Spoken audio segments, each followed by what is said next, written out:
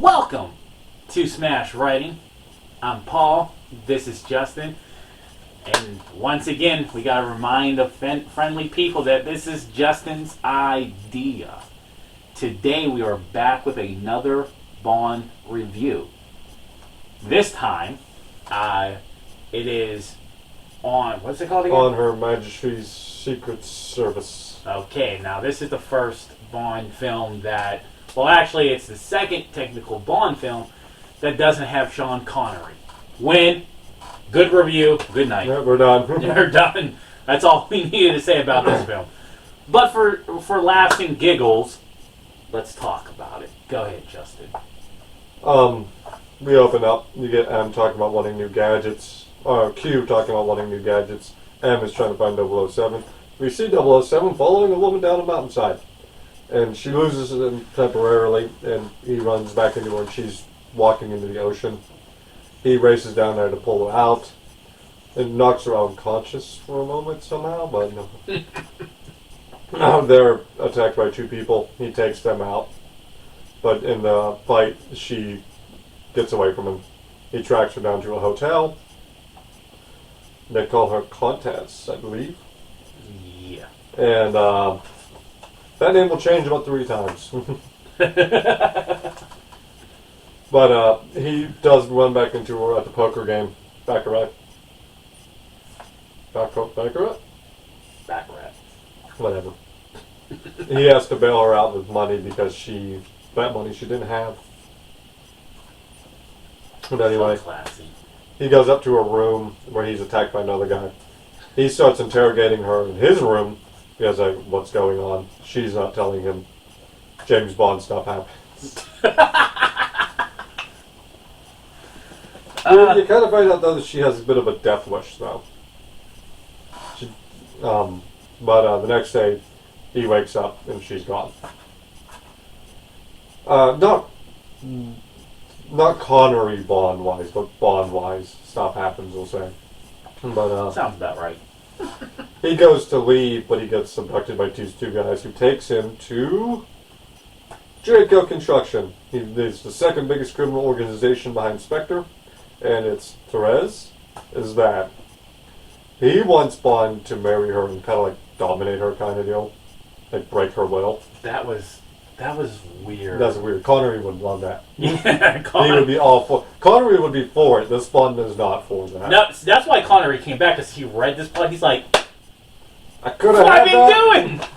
Bring that back. I'll come back for another film. I'll unretire my role as Bond." But Draco has information on Blofeld, so he does end up agreeing to the arranged marriage if he gives up the intel. And we jump to him going back to Bond goes back to the office, and M tells him he's off the Blofeld case. So Bond turns in his resignation, which Moneypenny turns into a 2-week vacation notice that he is granted, and then you find out that Moneypenny did that to save face for Bond and give him the time he needs to go work, and M knew that Moneypenny made the switch. But we see Teresa show up for the dad's birthday, and Bond's already there. But Teresa forces him to tell him the information he wants, which loses the leverage, so no marriage is going to happen. But we end up getting a montage. These montages suck. Then he goes to meet with Gumball, who's the lawyer who works with Blofeld. And he gets the information he needs and manages to get out of the building. And we get a college. He goes to meet with this college guy that he's going to be impersonating and go meet Blofeld. And on the insignia is "World is not enough," which is a James Bond movie that I'm really longing to get to. But he goes up to the Alps. We get a very long, drawn-out scene between him going to the Alps, between him and meeting Blofeld. Oh my God, I was losing focus at that point. That was such a long scene. But anyway, we find out that Blofeld wants his title of Count recognized. And he also has created a cure for allergies. But he ends up catching Bond because well, we find out that some of the women at this resort place, they're all there for allergies and everything. She's allergic to chickens. And the cure for this so long has been hypnosis. And we get two women who run into Bond, and he loses the exact same line on both of them. Oh, I wasn't in the girls before you. But we jump to the fact that he does get caught. He messes up a detail that the real guy wouldn't have messed up, and Blofeld captures him. And basically he finds out the allergy cure is a ploy. And really what's going on is he's been working on a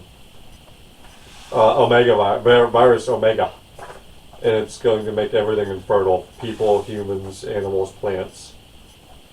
And unless they pay him, he's going to release it. And he's already shown that he can release diseases with the year prior's foot and mouth disease. He breaks out, because of course he does. And there's a big long ski escape. He runs back into Teresa, and she helps him escape. They take refuge in a barn, and she gets captured. They're on the next escape, going in an avalanche. And M is going to leave her for dead. They're like, we can't go out there because we just have to give him what he wants. So Bond meets up with Draco, and they all go up there, save the day, spoil them, everything. And they get married. Bastards.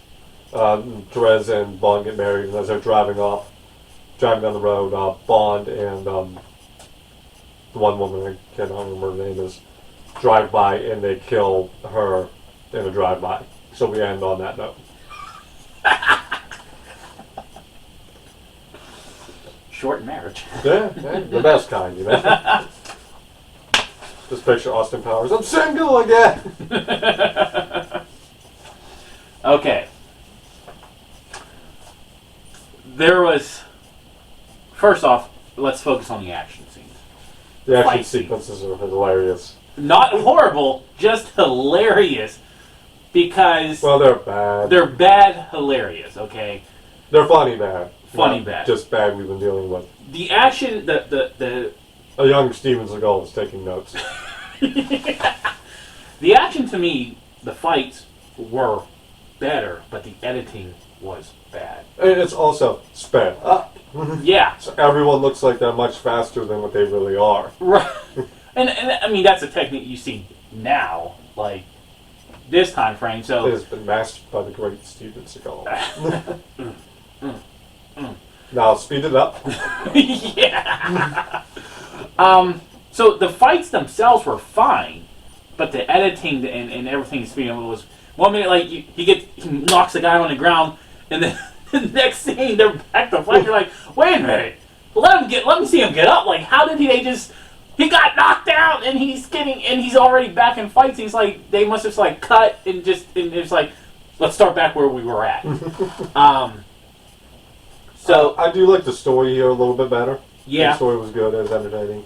There's a through line that you can follow. You know, the important part of the story. Yeah, the story is followed. However, the next biggest thing that really Bond's, like you said, Bond's going to do Bond things.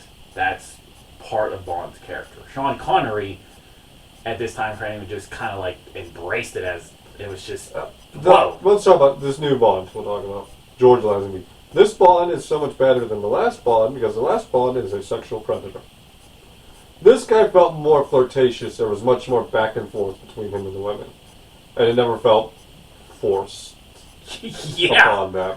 Yeah, so at least we are making steps in the right we're going in direction. the right direction. He's no longer an actual predator. He's still a womanizer. Like I said, that is always going to be a Bond thing. Yeah, I'm not bashing the idea of womanizer. I'm bashing the idea of predator. Which is what we've been dealing with till this point in time. That's right.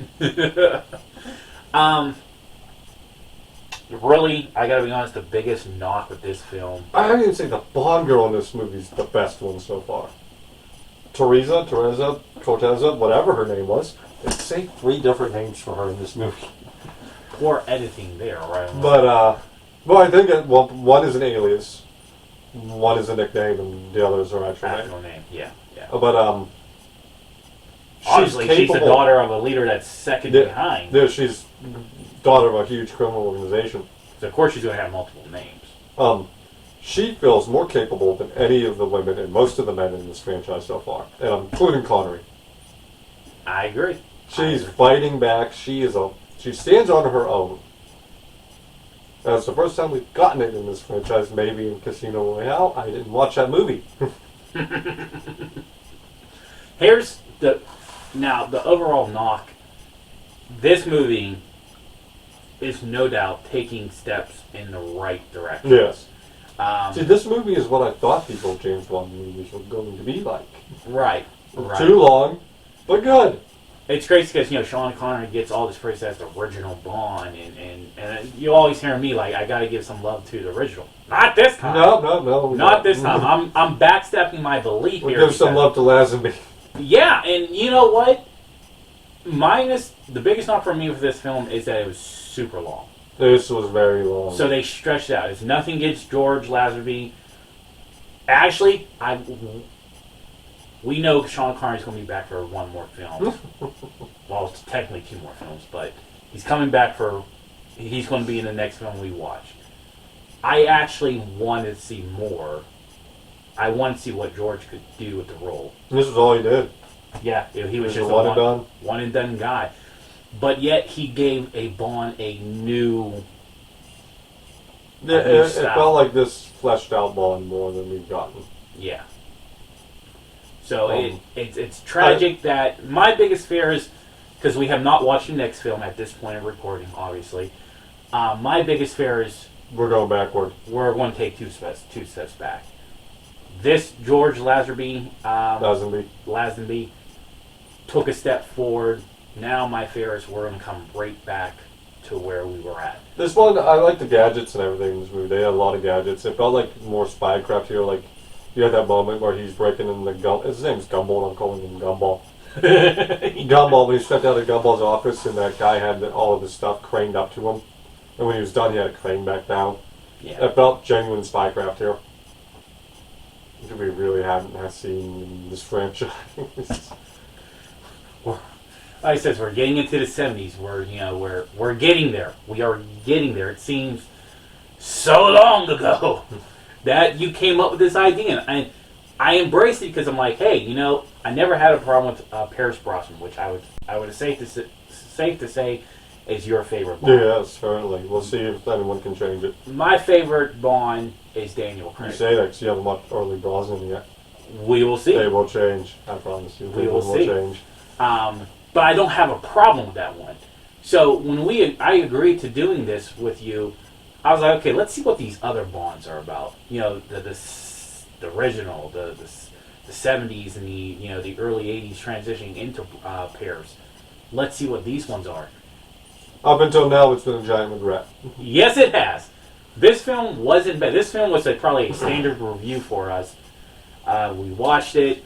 Here's the parts we like. Here's some of really the biggest thing that I don't like about this film is the fight scenes, the poor editing of the fight scenes. Not the physical fights themselves, but how they edit the To be fair, I could still laugh at that though. It reminds me of nostalgic WWE. Yeah. And the other thing was this was just too damn long. I don't have a long movie. I could sit there for 4 hours and watch anything. But too long for the story. The problem is whenever you start to feel that. This movie's 2 hours and 24 minutes, and you feel every single minute every of it. minute. Oh. I swear I was sitting there watching it, and I'm on like page 3 of my notes, and I look at the timer, and it's like, it's only been 34 minutes. Like, what? So, let's give it a grade. B. B. So this would be the best Bond. B minus. Oh, B minus. I am going to go with a B minus as well. This to date. No, yeah, this is the best Bond movie. This is the best Bond. Now I gave the other one like an 80. The Casino Royale, I gave it an 80. This notches over it. I'm giving it 83%. You say that like I'm actually going to make those cards. You're just getting a B minus on the screen. But I still got to justify, since I'm giving it the same grade as the last one, it's still better. This is definitely the better Bond, and we are now technically 7 films into this. 20 more to go. Until next time. Bye-bye.